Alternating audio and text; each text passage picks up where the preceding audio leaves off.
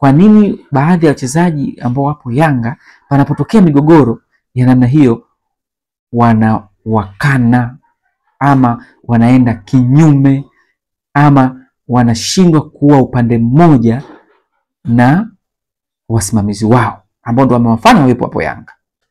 Twende direct, achana na mambo mengine. Issue kama inatokea mchezaji anacheza kwenye timu, mfano sasa hivi wewe Peter Lugendo unacheza Yanga, alafu mimi ni msimamizi wako.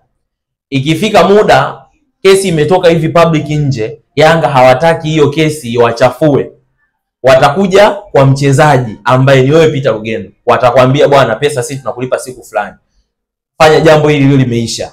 Wewe ukija kwangu kuja kuniambia bwana Chewe, lile jambo limeisha, mimi klabu imeshanilipa, mimi kama Chewe, kama msimamizi wao, kama wakala, siwezi kukubali lishe juu. Nitahitaji uje utoke public, wewe uje uzungumze, lakini wewe klabu ni mkubwa kuliko mimi, ni mkubwa kuliko mchezaji. Kwa hiyo mchezaji nitakubaliana na kile ambacho klabu ameniambia, na sitokuwa tayari kukubaliana na wakala wangu nimwambie eti wakala kwamba bwana yetu tukaze twende mahakamani. Haya, tukienda kwenye shirikisho na ikatokea sawa, Yanga kadaiwa na mimi mchezaji nikaondoka, wewe upo tayari kuondoka Yanga kisa hizo pesa, na Yanga wakakwambia wanakulipa.